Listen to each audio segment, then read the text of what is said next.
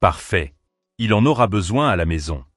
Ces mots sont sortis de la bouche de mon beau-père Frank alors qu'il tenait un uniforme de ramasseur d'ordures orange vif, avec un gilet réfléchissant et un badge avec le nom de mon fils Tyler brodé sur la poitrine.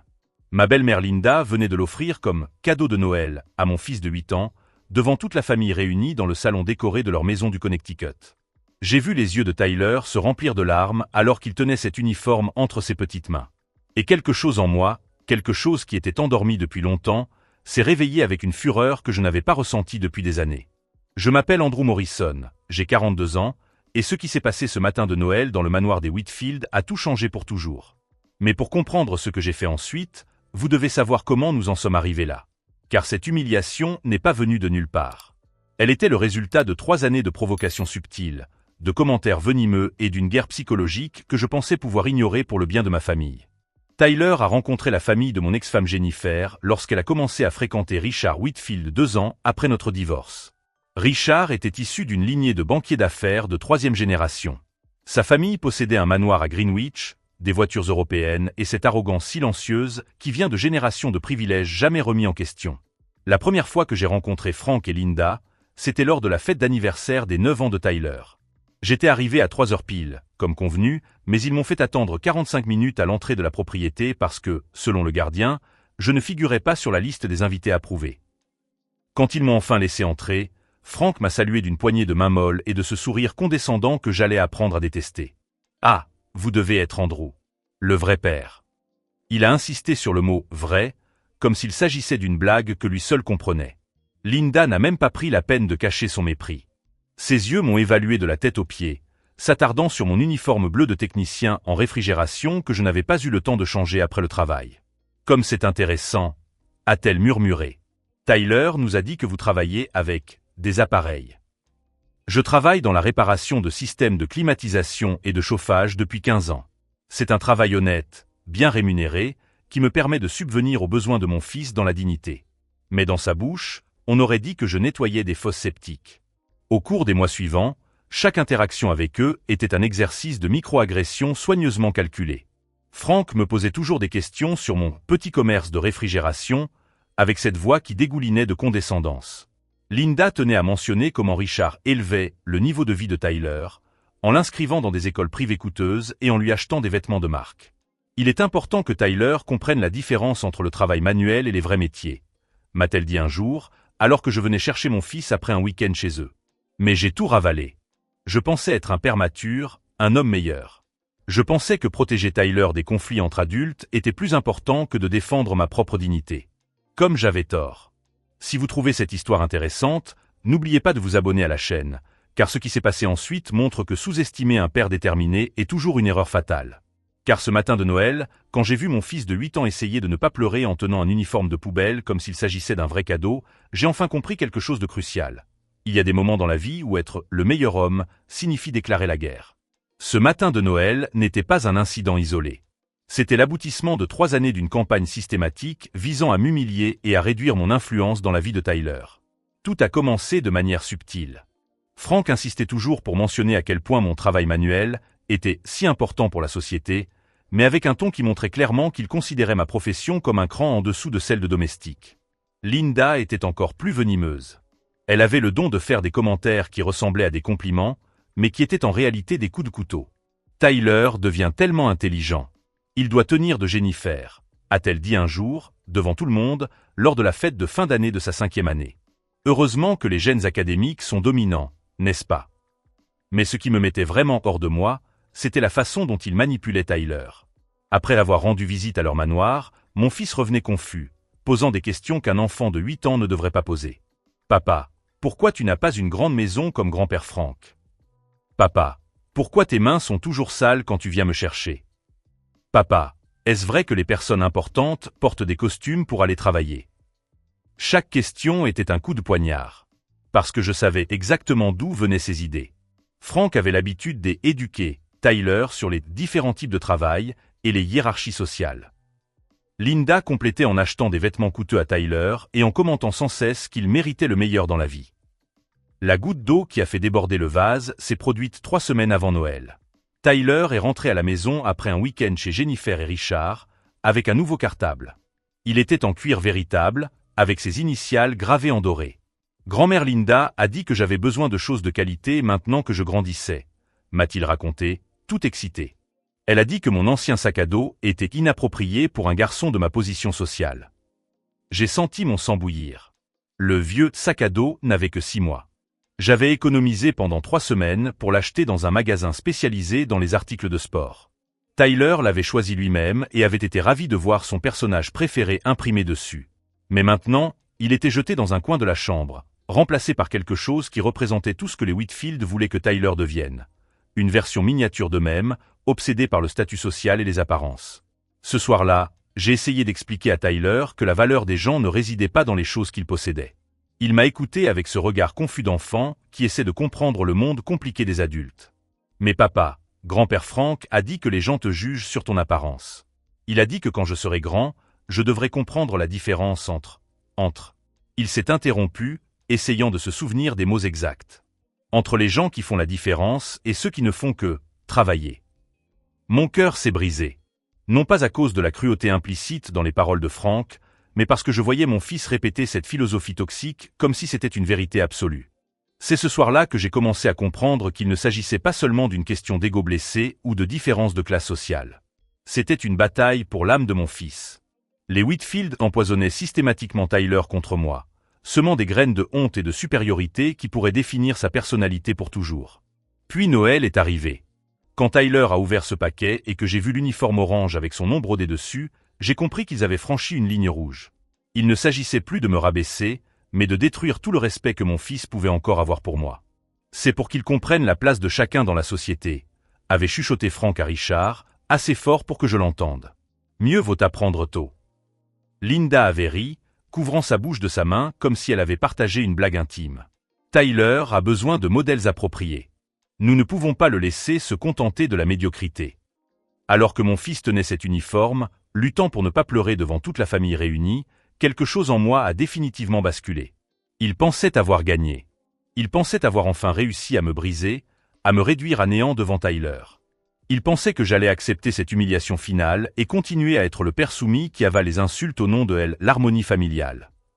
Il n'avait aucune idée de l'erreur qu'il venait de commettre. Car ce que Frank et Linda ignoraient, c'est que je n'étais pas seulement un technicien en réfrigération. Avant de me spécialiser dans ce domaine, j'avais passé 5 ans à travailler dans l'audit fiscal.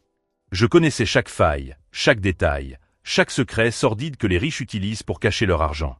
Et pendant ces 3 années d'humiliation, alors qu'ils pensaient que j'étais un homme conformiste, j'observais. Chaque conversation d'affaires que Frank avait au téléphone quand il pensait que personne ne l'écoutait. Chaque document qui restait accidentellement ouvert sur son bureau quand j'allais chercher Tyler. Chaque petit indice sur le fonctionnement réel de la fortune de la famille Whitfield. Ce matin de Noël, alors que Tyler essayait de comprendre pourquoi ses nouveaux grands-parents trouvaient drôle de lui offrir un uniforme de poubelle, j'ai pris une décision qui allait tout changer.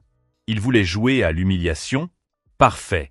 Mais cette fois, ce serait selon mes conditions. Et quand j'en aurais fini avec eux, l'uniforme de poubelle ressemblerait à un costume de roi comparé à ce qui les attendait. Les semaines qui ont suivi ce Noël ont été les plus difficiles de ma vie de père. Tyler est rentré à la maison ce soir-là, portant l'uniforme orange comme un poids mort. Il n'a pas dit un mot pendant tout le trajet du retour, se contentant de regarder par la fenêtre de la voiture avec cette expression perdue qu'un enfant ne devrait pas connaître. « Papa », a-t-il finalement murmuré lorsque nous sommes arrivés à la maison, « grand-père Frank a dit que quand je serai grand, je travaillerai comme toi. Il a dit que c'était, comment a-t-il dit, héréditaire. » J'ai eu l'impression de recevoir un coup de poing dans le ventre. Tyler, il n'y a rien de mal à travailler de ses mains. Je répare des choses qui permettent aux gens d'être à l'aise. C'est un travail important. Mais grand-mère Linda a dit que les gens importants ne se salissent pas les mains, a-t-il poursuivi, d'une voix de plus en plus faible. Elle a dit que Richard est différent parce qu'il porte un costume et travaille dans un bureau élégant. Et que si j'étudie beaucoup, je pourrais peut-être être comme lui au lieu d'eux. Au lieu d'être comme moi, ai-je complété. Il acquiesça, et à ce moment-là, je compris qu'il ne m'attaquait pas seulement moi. Il détruisait systématiquement l'estime de soi de mon fils, semant les graines de la honte qui pourraient définir à jamais la façon dont il se percevait. Le lundi suivant, je reçus un appel de l'école de Tyler. La conseillère d'orientation, Madame Martinez, voulait me parler. Monsieur Morrison, Tyler est très calme ces derniers temps. Aujourd'hui, pendant le cours sur les professions, lorsque la professeure a demandé aux élèves de parler du travail de leurs parents, Tyler a dit que vous étiez un réparateur de choses cassées, et qu'il avait honte d'être le fils de quelqu'un qui travaille avec les mains sales. Chaque mot était comme un morceau de verre enfoncé dans ma poitrine. Hier, pendant la récréation, il a demandé à la professeure s'il existait des écoles spéciales où il pourrait apprendre à ne pas être comme son père. Monsieur Morrison, un enfant de 8 ans ne développe pas ce genre de langage tout seul. Elle avait raison. Et je savais exactement d'où cela venait. Ce soir-là, j'ai essayé de parler à Tyler de la fierté, du travail honnête et de la valeur de toutes les professions. Mais les paroles des Whitfield avaient déjà pris racine. À chaque chose positive que je disais sur mon travail, il avait une réponse venimeuse qu'il avait apprise dans le manoir de Greenwich. Mais grand-père Frank m'a expliqué qu'il existe une hiérarchie sociale, papa. Et les gens qui travaillent avec des outils sont tout en bas. Grand-mère Linda a dit que la seule raison pour laquelle les gens font un travail manuel, c'est parce qu'ils n'ont pas étudié suffisamment pour faire un vrai travail. Richard a dit que quand je vivrai avec eux, il m'apprendra comment réussir vraiment. Chaque phrase était une bombe. Vivre avec eux? Tyler, de quoi parles-tu? Tu vis avec moi. Il hésita, réalisant qu'il avait révélé quelque chose qu'il n'aurait peut-être pas dû.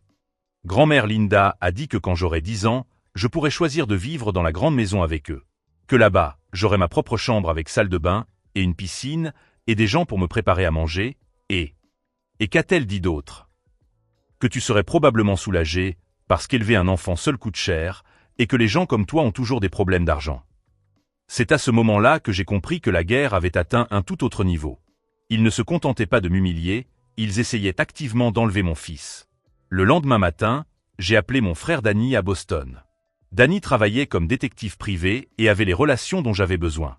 Drew, tu es sûr de vouloir te frotter à ces gens? Les Whitfield ont des avocats, de l'influence politique, assez d'argent pour transformer ta vie en enfer. Ils l'ont déjà fait, Dan. La différence, c'est que maintenant, je ne vais pas l'accepter sans réagir. De quoi as-tu besoin? Tout ce que tu peux trouver sur Frank et Linda Whitfield. Leurs affaires, leurs finances personnelles, tous les squelettes cachés dans leur placard hors de prix. Et Danny, sois discret. Pendant que Danny commençait son enquête, j'ai activé mon propre réseau. 5 ans passés à travailler dans l'audit fiscal m'avaient appris que les gens riches ont toujours des secrets. Et 3 ans passés à observer les Whitfield m'avaient donné suffisamment d'indices pour savoir où chercher. J'ai appelé Marcus Shen, mon ancien collègue qui travaillait désormais au fisc. Je ne lui ai pas demandé d'enfreindre les règles, je lui ai simplement demandé de confirmer certaines curiosités que j'avais remarquées dans leur déclaration fiscale. « Andrew, c'est intéressant que tu mentionnes cette famille », a déclaré Marcus après une pause. Je ne peux pas entrer dans les détails, mais disons que certaines déclarations ont attiré l'attention ces derniers temps. J'ai également contacté Rebecca Walsh, une journaliste d'investigation que j'avais rencontrée lors d'une affaire de fraude d'entreprise il y a quelques années. Rebecca avait un talent particulier pour trouver des liens entre des personnes qui se croyaient au-dessus des lois. Les Whitfield du Connecticut? Andrew, vous vous attaquez à des gens qui ont des ramifications très haut placées. Mais, elle marqua une pause significative, si vous avez quelque chose de solide, je suis intéressé. Au cours de ces premières semaines de janvier, j'ai maintenu une façade de normalité. J'ai continué à emmener Tyler aux visites prévues avec Jennifer et Richard.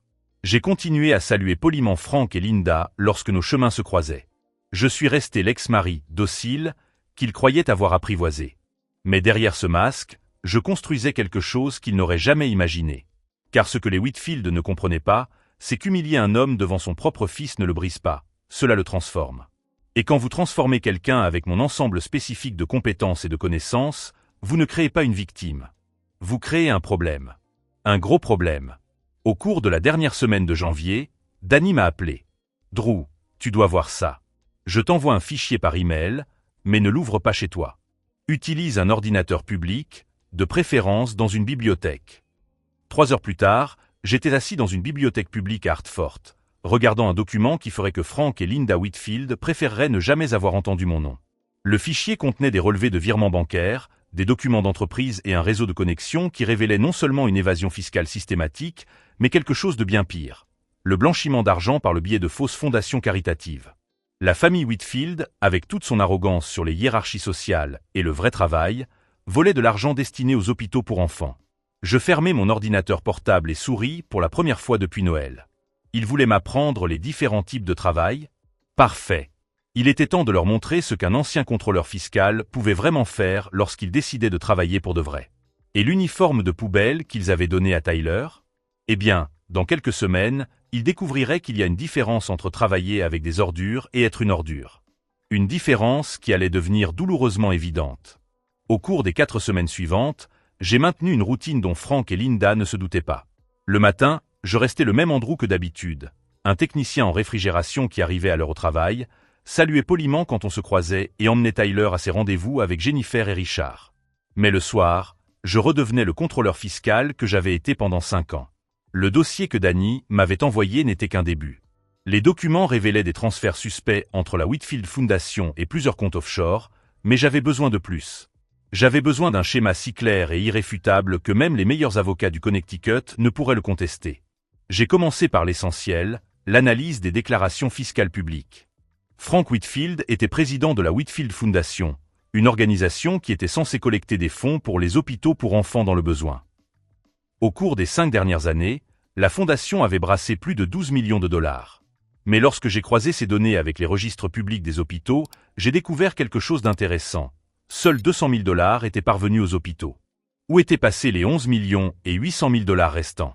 La réponse se trouvait dans les petites sociétés de conseil qui apparaissaient comme prestataires de services de la fondation. Des noms pompeux tels que Strategic Philanthropic Solutions et Global Healthcare Consulting. Des entreprises qui n'existaient que sur le papier, enregistrées à des adresses commerciales génériques, toutes renvoyant au même endroit. Des comptes contrôlés par la famille Whitfield. C'était un stratagème élégant, je l'admets.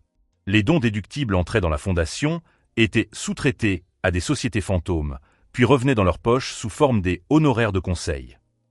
L'argent qui devait sauver des enfants malades servait à payer le manoir de Greenwich, les voitures européennes et cette arrogance qui me donnait envie de vomir. Mais découvrir le stratagème n'était que la moitié de la bataille. J'avais besoin de preuves qui résisteraient à l'examen judiciaire et, plus important encore, j'avais besoin d'un moyen de tout exposer pour avoir un impact maximal. C'est alors que je me suis souvenu du gala annuel de la Fondation Whitfield. Chaque mois de mars, Frank et Linda organisaient un événement caritatif dans l'hôtel le plus cher de Hartford. 300 invités en tenue de soirée, une vente aux enchères d'œuvres d'art, des discours émouvants sur le thème « Sauver la vie des enfants ». C'était l'événement social le plus important de leur calendrier, où ils se présentaient comme les piliers de la communauté philanthropique. Le gala de cette année aurait lieu le 22 mars. Il restait exactement 3 semaines. J'ai appelé Rebecca Walsh. « Rebecca, j'ai besoin que tu fasses quelque chose pour moi. Un reportage d'investigation qui pourrait te valoir le Pulitzer. Je t'écoute. » La famille Whitfield vole des millions de dollars destinés aux hôpitaux pour enfants. J'ai les preuves, mais j'ai besoin que cela soit rendu public de la manière la plus dévastatrice possible. Andrew, si vous avez ce que vous dites avoir, ce n'est pas seulement un article. C'est un scandale qui peut faire tomber des personnes très puissantes. Êtes-vous sûr de vouloir vous en mêler? Rebecca, ils ont humilié mon fils de 8 ans en lui offrant un uniforme de poubelle comme cadeau de Noël. Ils ont dit qu'il deviendrait probablement comme moi parce que le travail manuel est héréditaire. Oui, j'en suis absolument certain. Il y eut un long silence. Envoyez-moi les preuves. Si elles sont aussi solides que vous le dites, nous ferons éclater l'affaire la veille de leur gala. Tout en préparant le dossier pour Rebecca, j'ai également activé d'autres fronts.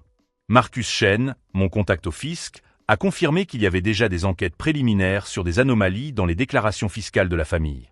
Avec les nouvelles preuves que je lui ai fournies, il pourrait accélérer un audit officiel. Andrew, ce que vous nous avez apporté vaut de l'or. Nous allons obtenir des mandats pour accéder à tous leurs comptes. Si la moitié de ce que vous avez documenté est confirmée, ils feront face à des accusations fédérales. J'ai également contacté le Dr Patricia Hanley, directrice du Hartford Children's Hospital, l'un des hôpitaux qui aurait reçu des dons de la fondation. Lorsque je lui ai montré combien d'argent avait été donné au nom de l'hôpital par rapport à ce qui avait réellement été versé, elle s'est mise en colère. Monsieur Morrison, ce que vous me montrez est révoltant. Alors qu'ils utilisent le nom de notre hôpital pour collecter des millions, nous avons des enfants sur liste d'attente pour des opérations que nous ne pouvons pas financer. Je coopérerai pleinement à toute enquête. Mais l'élément le plus satisfaisant de mon plan était personnel. Lors d'une des visites de Tyler chez les Whitfield, j'ai pu accéder au bureau de Frank. Jennifer et Richard étaient occupés avec Tyler dans la piscine. Linda était au téléphone pour organiser les détails du gala, et Frank était sorti chercher du café. 10 minutes. C'était tout ce dont j'avais besoin. J'ai inséré un petit dispositif dans son ordinateur. Rien d'illégal, juste un enregistreur de frappe que Danny m'avait prêté. En quelques jours, j'aurai accès à tous les mots de passe, emails et communications financières de la famille. Lorsque Frank est revenu avec le café, j'étais tranquillement assis dans le jardin, regardant Tyler jouer. Andrew, je ne t'avais pas vu arriver. Comment vont les affaires dans le domaine de la réfrigération? Le même ton condescendant que d'habitude. Très bien, Frank. En fait, j'envisage de m'agrandir.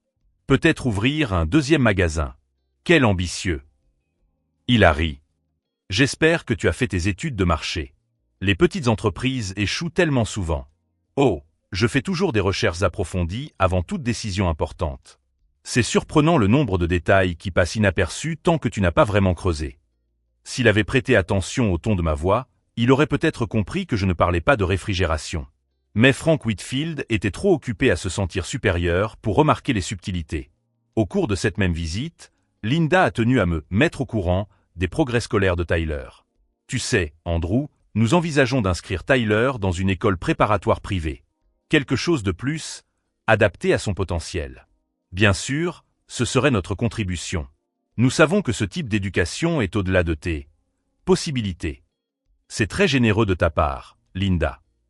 C'est le moins que nous puissions faire. Tyler mérite d'être entouré de personnes de son niveau social. Des relations importantes, tu comprends. Absolument. Les relations sont essentielles. La semaine suivante, Tyler est rentré à la maison avec encore plus de sagesse de la part de ses grands-parents.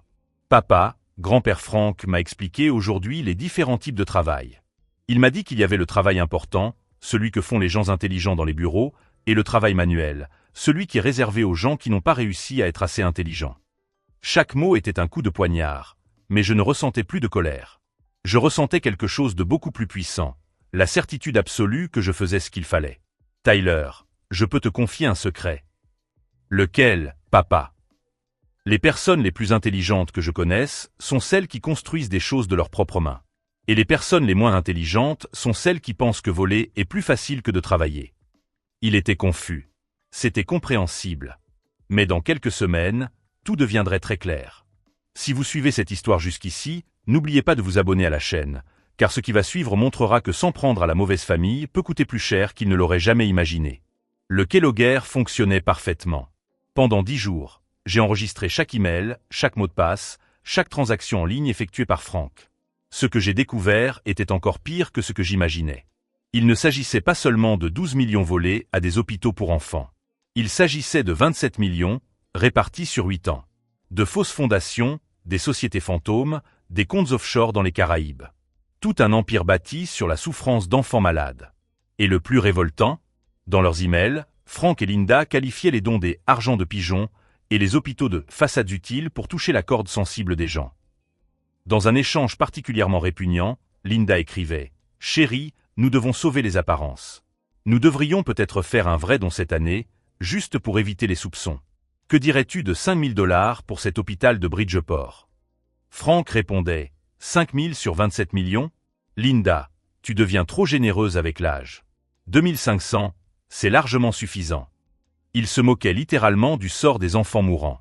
À la veille du gala, tous les éléments étaient en place. Rebecca avait terminé son enquête, 4 pages accablantes qui seraient publiées le matin même de l'événement. Le fisc avait préparé des mandats prêts à être exécutés. Le docteur Henley avait organisé une conférence de presse avec les directeurs de 6 hôpitaux victimes de la fraude. Il restait 18 heures avant le gala du 22 mars. 18 heures avant que Frank et Linda ne découvrent que le manœuvre qu'ils méprisaient en était devenu l'architecte de leur destruction totale. Et tandis que Tyler dormait paisiblement dans sa chambre, ne comprenant toujours pas complètement pourquoi papa passait autant de temps sur son ordinateur ces derniers temps, j'ai finalisé le dernier élément du plan. Une lettre manuscrite qui serait remise en main propre à Frank Whitfield pendant le gala. Une lettre qui commençait par ces mots « Frank, tu te souviens de l'uniforme d'éboueur ? Eh bien, il est temps que tu découvres ce que ça fait d'en porter un pour de vrai. » Le 22 mars. 7 heures du matin. Je me suis réveillé avant le réveil, comme c'est toujours le cas quand on sait qu'on est sur le point de changer le cours de plusieurs vies pour toujours. Tyler dormait encore dans sa chambre, inconscient du fait que ce serait le jour où ses grands-parents découvriraient le vrai sens du mot humiliation. À 8h15, j'ai reçu le premier appel. C'était Rebecca. Andrew, l'article est en ligne. Première page du Hartford Courant en ligne, à la une de la version imprimée. Une famille d'élite détourne des millions destinés aux hôpitaux pour enfants. 4 pages complètes avec toutes les preuves que tu as fournies. Et la réponse. Mon téléphone n'arrête pas de sonner. D'autres médias veulent confirmer l'histoire, des avocats tentent de limiter les dégâts, et, elle fit une pause dramatique, 3 hôpitaux ont déjà annoncé qu'ils allaient poursuivre la fondation pour préjudice moral. À 8h30, Marcus Chen m'a appelé depuis le fisc. Andrew, les mandats ont été exécutés à 7h du matin.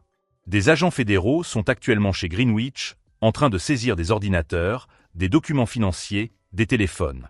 Frank Whitfield a essayé d'appeler ses avocats, mais il semble qu'ils soient indisponibles aujourd'hui. J'ai souri. Les avocats n'étaient pas indisponibles. Ils ne voulaient tout simplement pas être associés à un scandale qui se propageait comme une traînée de poudre. À 9h, mon téléphone a sonné. C'était Jennifer. Andrew, que se passe-t-il? Frank m'appelle, désespéré, disant que tout cela est un mensonge, que quelqu'un a monté un complot contre eux. La maison est encerclée par les journalistes. Jennifer, avez-vous lu l'article? Silence. Pas encore, Lisez-le. Puis rappelez-moi.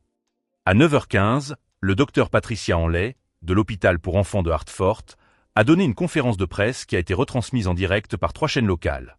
Pendant des années, la famille Whitfield a utilisé le nom de notre hôpital et de 5 autres institutions pour collecter des dons qui ne sont jamais parvenus aux enfants qui en avaient besoin. Alors qu'ils vivaient dans des manoirs achetés avec de l'argent volé, nous avons dû annuler des opérations chirurgicales par manque de ressources. À 10h du matin, Linda Whitfield m'a appelé directement sur mon portable. Je ne sais pas comment elle a obtenu mon numéro, mais sa voix était méconnaissable, aiguë, désespérée, complètement différente de celle de la femme arrogante que je connaissais. Andrew, vous devez arrêter ça. Tout cela n'est qu'un malentendu. Nous avons toujours aidé les hôpitaux, nous avons toujours été généreux. Linda, vous avez volé 27 millions de dollars à des enfants malades. Non. Tu ne comprends pas comment fonctionnent les fondations. Il y a des frais administratifs, des frais d'exploitation. 85% de frais administratifs? Linda, même un comptable de 5e année saurait que c'est de la fraude. Elle s'est mise à pleurer. S'il te plaît, pour l'amour de Tyler. Il ne mérite pas de voir ses grands-parents vivre ça. Tyler ne mérite pas d'avoir des grands-parents qui volent l'argent d'enfants atteints de cancer. Nous allons tout rembourser. Nous pouvons conclure un accord. Tu aurais dû y penser avant de donner un uniforme de poubelle à un enfant de 8 ans. J'ai raccroché. À 11h, le bureau du procureur général du Connecticut a annoncé l'ouverture d'une enquête pénale officielle. À 11h30, 4 grands donateurs de la fondation ont publiquement exigé le remboursement de leurs contributions. À midi, la banque qui gérait les comptes de la Whitfield Foundation a gelé tous ses actifs. Mais le meilleur restait à venir. Le gala était prévu à 19h dans la grande salle de bal du Marriott Hartford. 300 invités avaient déjà confirmé leur présence. Le menu avait coûté 50 000 $. La décoration, 30 000 de plus. Linda avait commandé une robe de 15 000 $ spécialement pour l'occasion. À 3h de l'après-midi, j'ai reçu un appel qui m'a fait sourire pour la première fois depuis des semaines. Monsieur Morrison, ici David Chen, responsable des événements au Marriott Hartford. Je vous appelle pour vous informer que l'événement de ce soir a été annulé. L'organisation responsable n'a plus été en mesure de garantir le paiement. Annulé? Oui, monsieur. De plus, nous avons reçu plus de 200 appels d'invités annulant leur présence après avoir lu l'article dans le journal de ce matin. Apparemment, personne ne veut être photographié avec la famille Whitfield en ce moment. À 4h de l'après-midi, Frank m'a appelé. Sa voix était différente, elle n'avait plus son ton condescendant habituel, mais semblait brisée, désespérée. Andrew, nous devons parler. En personne. Bien sûr, Frank. Que diriez-vous de nous retrouver sur le lieu du gala? Ah, attendez. J'avais oublié qu'il avait été annulé. Vous avez fait ça exprès. Vous avez tout calculé pour que tout explose aujourd'hui. Frank, si tu n'avais pas volé l'argent d'enfants malades, il n'y aurait rien à faire exploser. Écoute, je sais que nous avons commis des erreurs avec Tyler, mais cela va bien au-delà d'une vengeance personnelle. Tu as détruit notre famille. Non, Frank. Vous avez détruit votre propre famille dès l'instant où vous avez trouvé amusant d'humilier un enfant de 8 ans. Je n'ai fait que documenter les crimes que vous commettiez déjà. Il y eut un long silence. Que veux-tu? De l'argent? Je peux te dédommager. Je veux que Tyler grandisse en sachant qu'il y a des conséquences à la cruauté. Que personne n'est au-dessus des lois. Et que le manœuvre que vous avez méprisé, a été assez intelligent pour faire tomber tout votre mensonge. Vous ne comprenez pas. Nous avons tout perdu. La maison, les affaires, notre réputation. Et j'ai perdu 3 ans à regarder mon fils apprendre à avoir honte de son propre père parce que vous lui avez empoisonné l'esprit. La différence, c'est que vous pouvez reconstruire une carrière. Je ne peux pas récupérer l'estime de soi que vous avez essayé de voler à Tyler. À 5 heures de l'après-midi, Jennifer a rappelé. Cette fois, sa voix était complètement différente. Andrew, j'ai tout lu. Les documents, les relevés bancaires, les virements. Mon Dieu, comment ai-je pu ne pas m'en rendre compte? Ils ont volé des millions. Tu ne t'en es pas rendu compte parce qu'ils sont très doués pour paraître respectables. C'est à cela que sert tout ce théâtre de supériorité sociale. Tyler demande pourquoi la maison de ses grands-parents est pleine de policiers. Que dois-je lui dire? Tu lui dis la vérité. Que ses grands-parents ont fait des choses répréhensibles et qu'ils doivent maintenant en répondre. Et que parfois, les personnes qui se comportent comme si elles étaient meilleures que tout le monde sont en réalité les pires de toutes. À 6 heures de l'après-midi, j'ai reçu l'appel que j'attendais depuis le matin. C'était Danny. Drew, tu dois voir ça. Frank vient d'être arrêté. Il est sorti de chez lui menotté, directement devant les caméras de télévision. Linda est emmenée dans une deuxième voiture de police. Les accusations portent sur la fraude fiscale fédérale, le blanchiment d'argent et le détournement de fonds caritatifs. Et Richard. Ah, Richard, c'est encore mieux. Apparemment, il était impliqué dans les virements bancaires. Il a également été arrêté. Jennifer va devoir expliquer ça à Tyler. À 7 heures du soir, heure à laquelle le gala devait commencer, j'étais assis dans le salon avec Tyler, regardant les informations locales. Le titre principal était « Un couple d'élite arrêté pour une fraude de plusieurs millions de dollars contre des hôpitaux pour enfants ». Tyler m'a regardé, perplexe. « Papa, pourquoi grand-père Frank et grand-mère Linda sont à la télévision ?» J'ai pris une profonde inspiration. « Tyler, tu te souviens quand ils t'ont offert cet uniforme à Noël? » Oui, je m'en souviens. Ils ont fait ça parce qu'ils pensaient que travailler de leurs mains était quelque chose de honteux. Mais en réalité, c'était eux qui faisaient des choses honteuses. Ils volaient de l'argent destiné à aider des enfants malades. Tyler a réfléchi un instant. Ils volaient des enfants malades? Oui. C'est bien pire que de se salir les mains. Bien pire. Cette nuit-là, Tyler a dormi paisiblement pour la première fois depuis des mois. Il n'était plus tourmenté par des questions sur les hiérarchies sociales ou la honte du travail de son père. Et j'ai dormi en sachant que j'avais fait plus que me venger. J'avais protégé mon fils et fait en sorte que Frank et Linda Whitfield n'humilient plus jamais personne. Mais l'histoire n'était pas encore terminée. Car le lendemain, Tyler allait poser une question qui me rendrait encore plus fier de l'homme qu'il était en train de devenir. Le lendemain de cette couverture dévastatrice, Tyler m'a posé la question qui m'a confirmé que j'avais pris la bonne décision. « Papa, tu as été assez malin pour découvrir qu'ils étaient des voleurs. » Nous étions dans le jardin, lui jouant avec ses petites voitures pendant que je réparais le robinet extérieur. Tyler s'était réveillé différent ce matin-là, plus léger, comme si un poids invisible avait été retiré de ses épaules. « Tyler, je n'ai pas découvert qu'ils étaient des voleurs. J'ai découvert que les gens qui font en sorte que les autres se sentent mal parce qu'ils travaillent honnêtement ont généralement quelque chose à cacher. Alors, quand quelqu'un critique ton travail, tu cherches à savoir pourquoi ils se croient supérieurs à toi. La plupart du temps, la réponse est qu'ils ne le sont pas. » 3 semaines plus tard, Frank et Linda Whitfield ont plaidé coupables de 27 chefs d'accusation de fraude fiscale fédérale et de blanchiment d'argent. L'accord avec le ministère public leur a évité un procès public qui aurait duré des mois, mais ne les a pas sauvés des conséquences.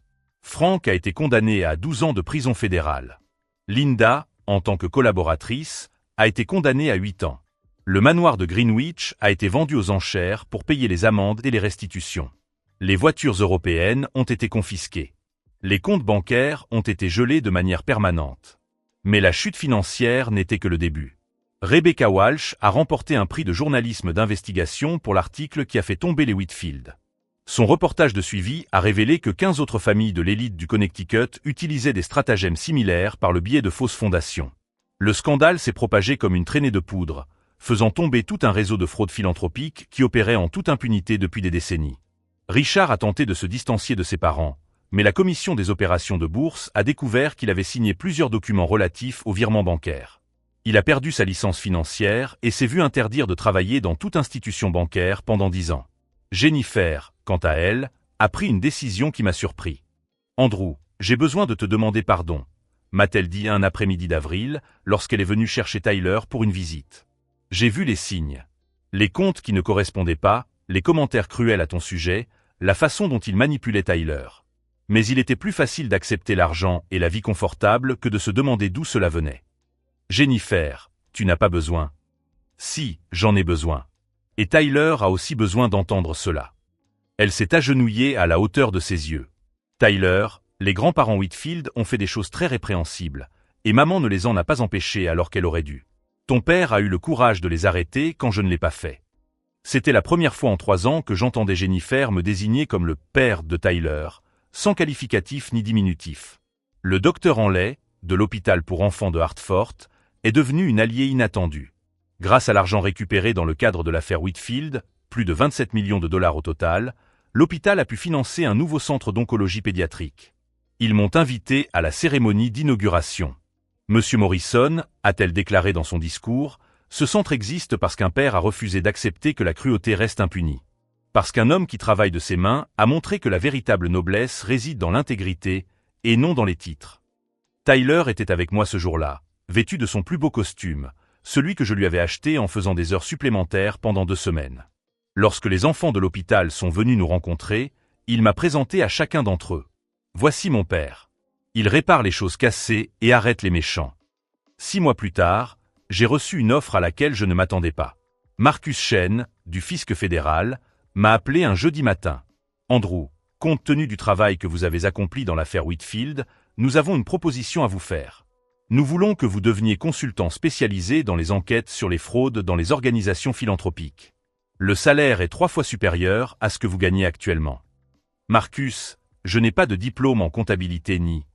Vous avez quelque chose de mieux. Vous avez un instinct d'enquêteur et de la détermination. Et après ce qui est arrivé au Whitfield, aucune fausse fondation dans cet État ne veut prendre le risque de vous affronter. J'ai accepté l'offre. Pas pour l'argent, même s'il était important, mais parce que j'ai compris que j'avais trouvé ma véritable vocation. Au cours des 2 années suivantes, j'ai contribué à dévoiler 7 autres cas de fraude philanthropique, permettant de récupérer plus de 50 millions de dollars pour des hôpitaux, des écoles et des orphelinats légitimes. Tyler est devenu une petite célébrité à l'école. Les enfants savaient que son père était l'homme qui avait arrêté les voleurs riches. Mais ce qui me rendait le plus fier, c'était la façon dont il parlait de son travail. Ma maîtresse m'a demandé ce que je voulais faire quand je serais grand, m'a-t-il dit un soir pendant le dîner. J'ai répondu que je voulais être comme toi, papa. Quelqu'un qui répare les choses cassées. Et que veux-tu réparer? Les gens qui se croient supérieurs aux autres. 1 an après le scandale, Rebecca Walsh m'a appelé pour m'annoncer une nouvelle inattendue. Andrew, tu dois savoir ça. Frank Whitfield est mort en prison hier. J'ai ressenti un mélange complexe d'émotions. Pas de joie à l'annonce de sa mort, mais une sorte de conclusion à laquelle je ne m'attendais pas. Comment? D'une crise cardiaque. Mais Andrew, il y a autre chose. Au cours des dernières semaines de sa vie, il a écrit des lettres. L'une d'elles était destinée à Tyler. La lettre est arrivée 3 jours plus tard.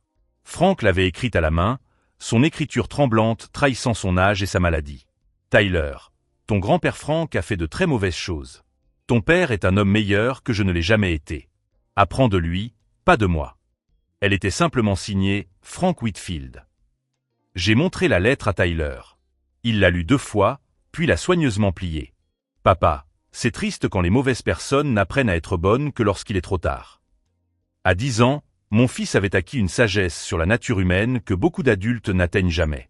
Linda Whitfield a été libérée après avoir purgé 5 ans de sa peine pour bonne conduite. Danny m'a appris qu'elle travaille maintenant dans une blanchisserie dans le Massachusetts, où elle partage un petit appartement avec 2 collègues. Elle vit avec 200 $ par semaine et dépend des transports publics. Elle n'a jamais essayé de contacter Tyler. Aujourd'hui, 3 ans après ce Noël qui a changé nos vies, je suis assis dans mon nouveau bureau et je regarde Tyler faire ses devoirs. Sur les murs sont accrochés des certificats de reconnaissance de 5 hôpitaux différents et une photo de moi avec le gouverneur du Connecticut le jour où j'ai signé la loi créant la commission de transparence philanthropique de l'État. Tyler lève la tête de ses livres.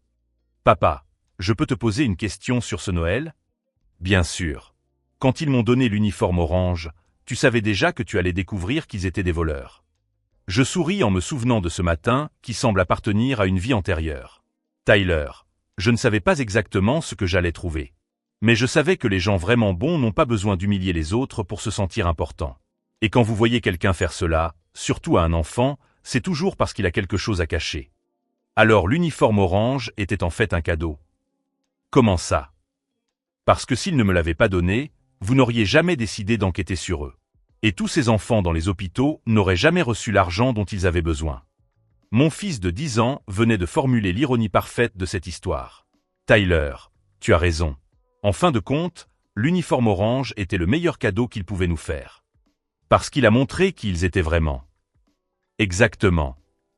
Ce soir-là, pendant que Tyler dormait, j'ai ouvert le tiroir de mon bureau et j'ai regardé le petit morceau de tissu orange que j'avais conservé, un petit bout de l'uniforme que Frank et Linda avaient trouvé si drôle de donner à un enfant de 8 ans.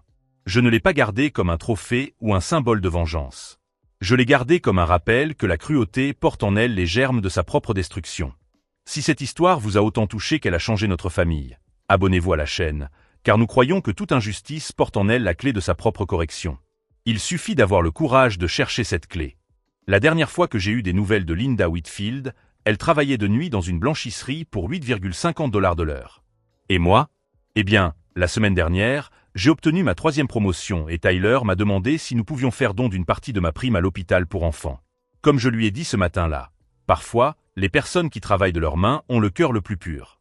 Et au final, c'est tout ce qui compte. Далеко от центра вообще? Депо не работает уже.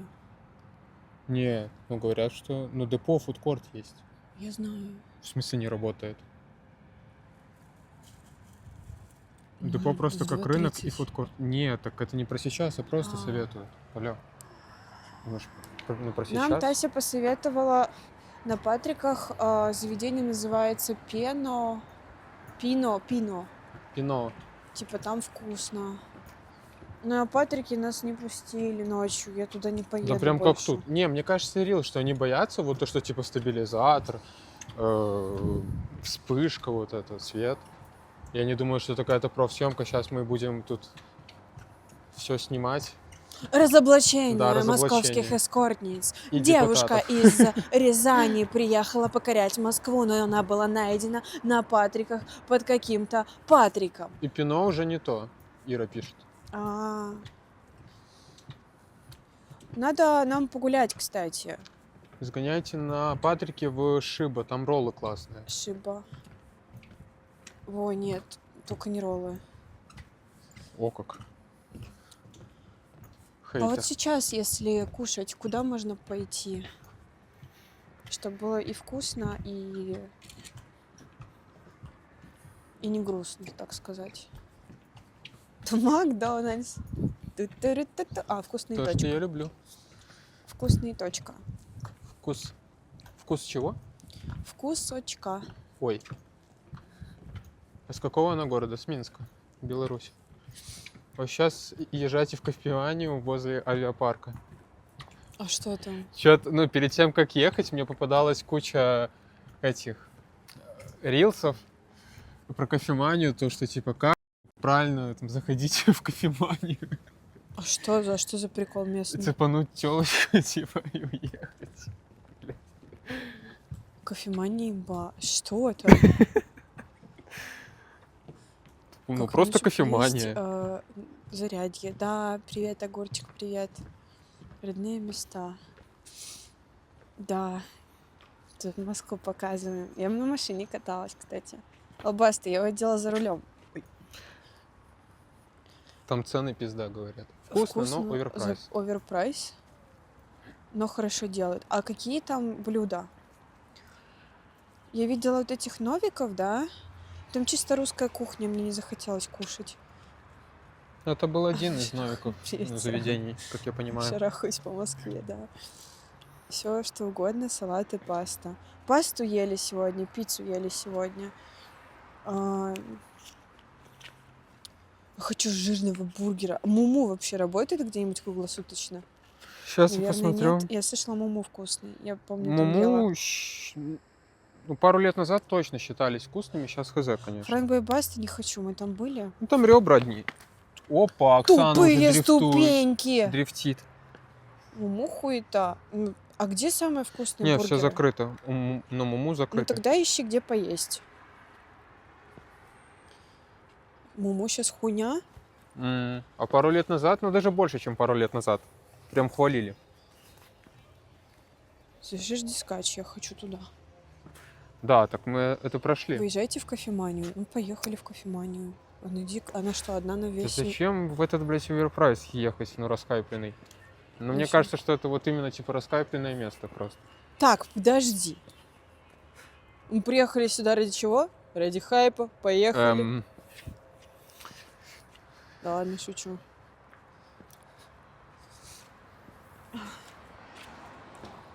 Там вкусно. Да там нормально в Чихану. Это кофемания.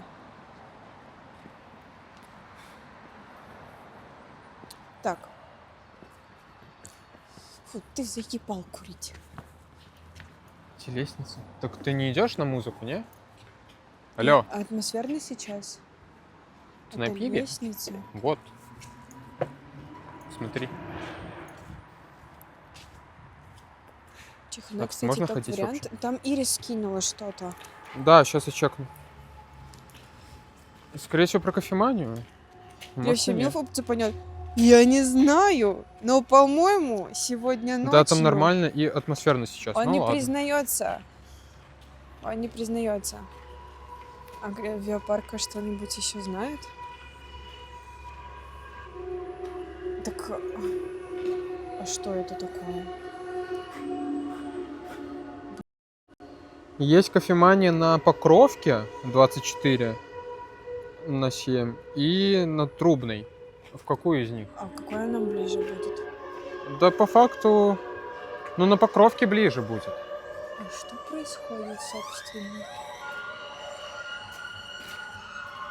Ну где вообще? Покровка ближе. Покровка ближе. А к дому что ближе? Сейчас скажу.